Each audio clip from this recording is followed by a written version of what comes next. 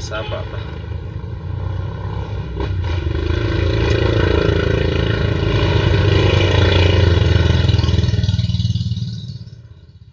So, if Rizal retracted, he would not have been executed. But he was executed, therefore Rizal did not retracted. Good evening everyone, let me introduce myself first. My name is Jose Mark Puebla and I am your presenter for today.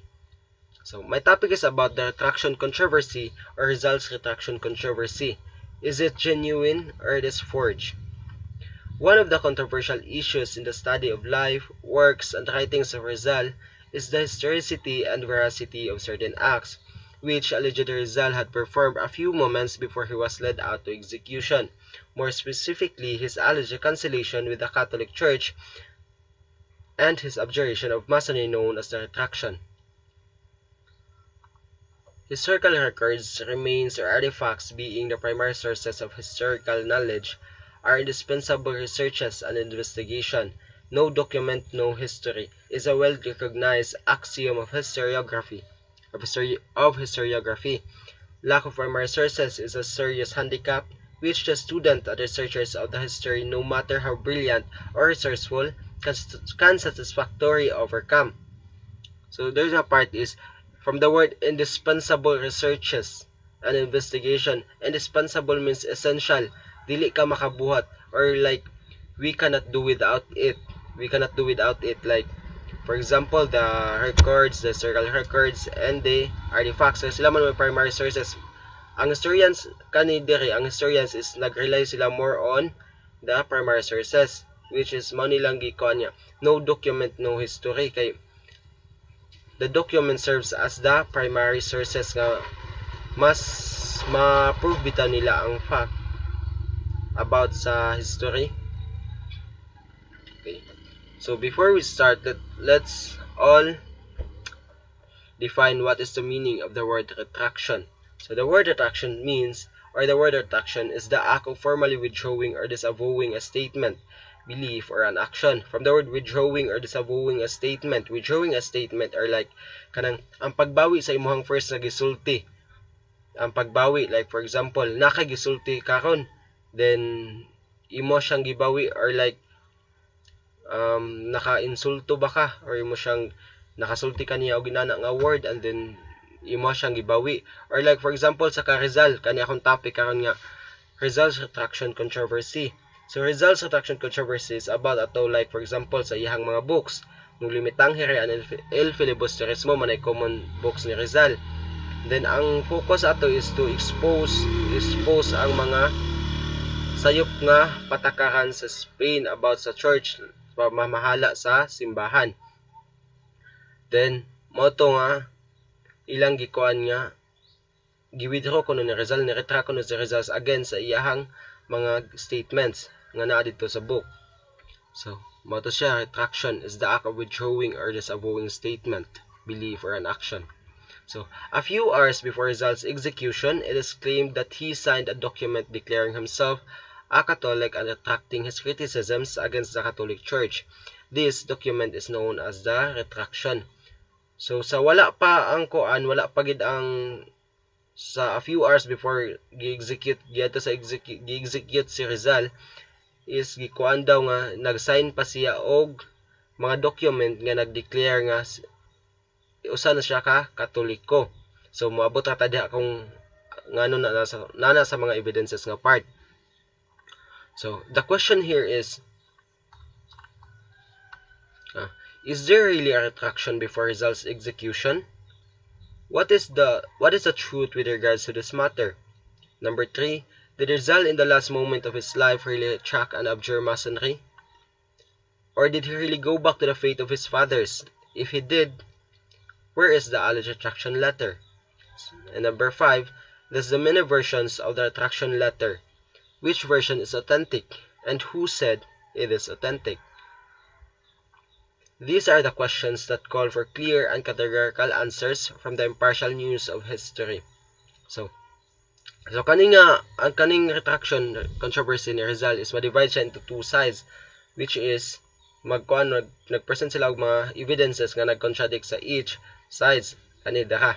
The evidences na Roman Catholic Church are also known as the evidence for its authenticity. Ang Catholic Church is sila ang nagkuan og mga evidences nga nagprove nga authentic ang alleged letter. While sa other side is Masonry or the Rizalists is evidence, they presented evidence against its authenticity. Sila manikuan nga dili sad authentic ang alleged letter. So atong let's talk about or let's read first the evidences presented by the Catholic Church.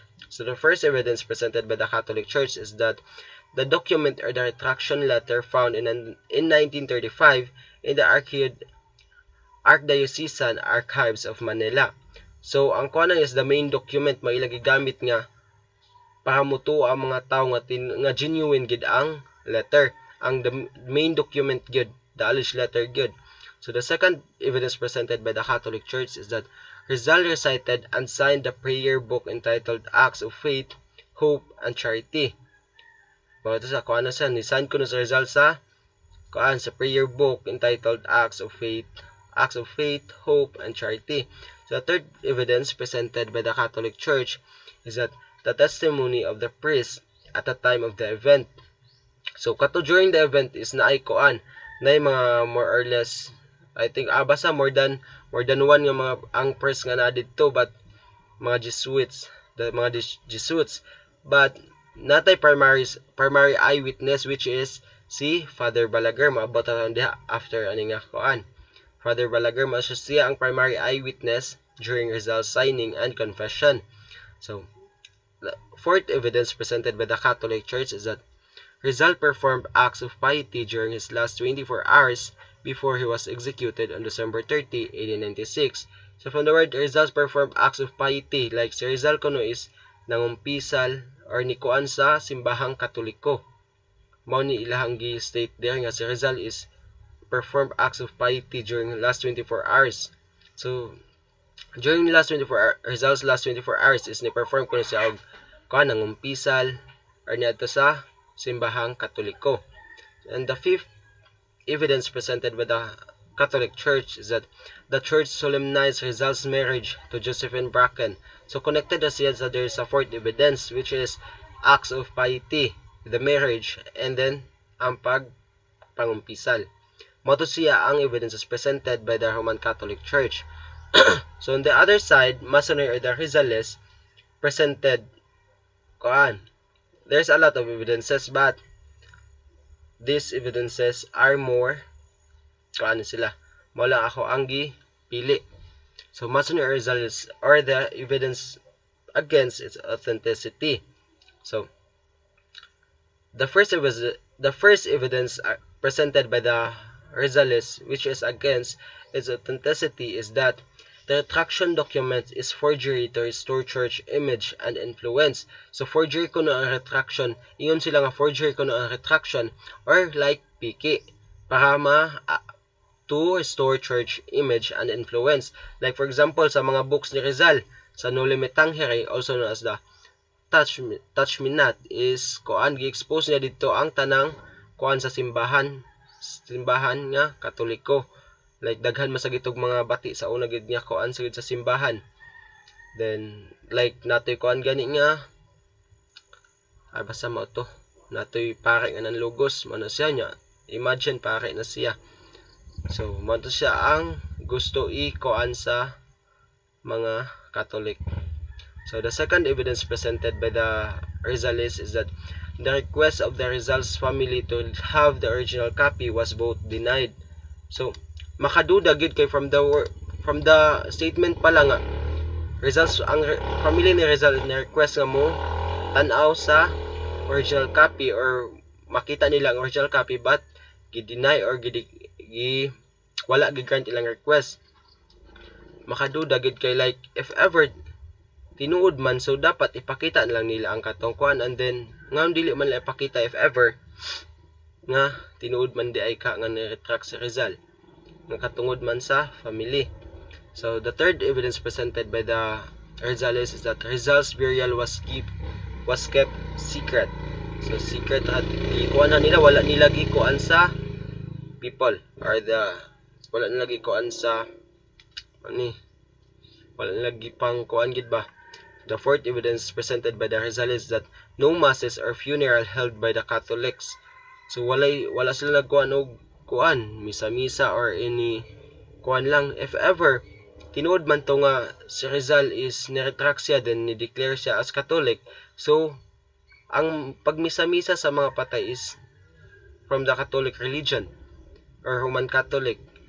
So nganong wala man siya gikuan, wala no masses, from the word no masses, so walay misa or funeral held by the Catholics.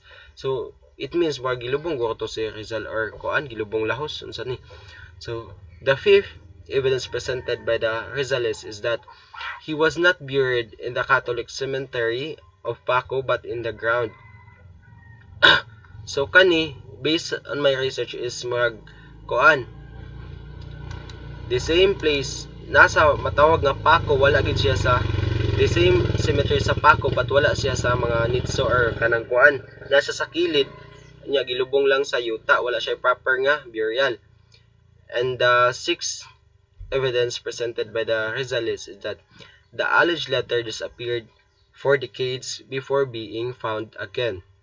So ni kuan, like for more than 39 years, mag 39 years ni siya nga gikuan. The alleged letter disappeared for decades before being found again. So dire is kuan, marag before namatay pa si Rizal, after namatay si Rizal, kay wala din lagi pagawas ang letter. Marag gikuan sila how many years, marag 39 years usa gi pagawas ang alleged letter or ang document. So arita sa kuan, claims from the eyewitness and historians. So the first one is the eyewitness or the primary eyewitness during kuan sa Rizal's signing and confession. So there is a Father Vicente Balaguer, man niyang picture nga akong na-search, and a Jesuit and primary eyewitness. So he claimed that, or Father Balaguer claimed he witnessed Rizal's confession and signing. So ang na-witness niya, ni-claim siya nga diha daw present daw siya during sa time nga nag-confess si Rizal and nag-sign sa document or nagperma. So the next one is kuan, si Austin Coates or Austin Coates. A historian, analyzers, or the interpreters. Manisa, there are three si Father Horacio and Crisantino. So balik ta ni Coates. Austin Coates, he argued that Rizal remained true to his convictions and did not retract. So ang iyasad kay si Rizal kuno is nagstick sa iyahang stand, or like wala gid siya ni retract. Like kung unsa iyang gipang kuan, suwat o gipang sulti, wala niya bawiya. Nagstick siya sa iyang stand. Then while Father Horacio de la Costa or SJ, a historian, also a historian, analyzer, and the interpreters, he believed that the retraction was genuine. Ang iyang kuan is ang retraction kuno is genuine, or like tinuod gyud nga si Rizal ang nagbuhat. So man si Father Horacio de la Costa. Okay. So the third historian analyzer, or the interpreters, say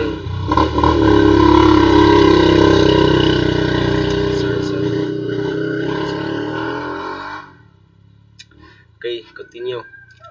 Renato Constantino, historian, analyzers, or interpreters. So Renato Constantino dismissed it as a fabrication inconsistent with Rizal's ideals. Kuno Rizalist gyapon siya based sa iyang statement, it as a fabrication or binatbuhat lang nga letter. Okay, binatbuhat lang nga letter man siya si Renato Constantino, yang now siya. Then so versions of Rizal's retraction. There are at least 4 different versions of the alleged letter of Jose Rizal which have surfaced. Okay. The first one is the text published in La Voz Española and Diario de Manila on the day of his execution on December 30, 1896. The second, The text that appeared in the magazine La Juventud in Barcelona on February 14, 1897 from an anonymous writer which later revealed himself as Father Balaguer or Father Vicente Balaguer. The third one is the original text discovered in the Archdiocesan archives in 1935, which had been missing for 39 years. Money 39 years. Kani 39 years.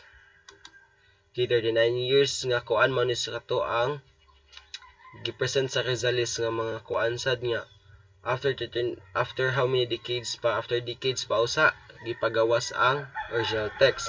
So ang fourth nga kuan version is a short formula of the retraction published in Il Impartial the day after his execution. So sa kuan published in Il Impartial. So next is ang kuan mao ni siya ang letter kani sa newspaper, and then the original of the newspaper same sila mao ni kani, and then dire is mao ni siya ang kang Father Vicente Balaguer. Observe mo sa text o atong observe mo i-observe ninyo ang text kani, like for example from dire pa lang nga part na nasay second paragraph nagkuan siya, while ang other side is na dire kani wala siya second paragraph. Makita niyo nato sa differences nila. Okay, sa dire is mao ni siya ang original text ha, kani siya kani original text kani, while kani is ang Father Balaguer. So dito sa evidences, so different of two copies. So first, instead of words mi cualidad which appear in the original and newspaper text, the Jesuits copies have mi calidad. So di lang kay maklaro dire ana. So kita mangita ta there. So the second one is the Jesuits copies of the retraction omit the word Católica after the first iglesias, which are found in the original and the newspaper text. Kuan ko no, omit the word Católica after the first iglesias. So ato tan-awon, omit the word ang kuan mo ko no. The second the Jesuits copies of the retraction omit the word Católica. Omit the word Católica after the word iglesias, which are found in the original and the newspaper text. Man siya another Católica, another dapita.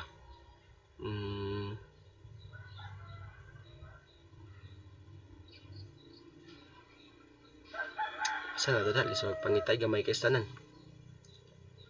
Third, the Jesuits copy of the retraction and before the third iglesias, the word misma, which is not found in the original and the newspaper text of the retraction.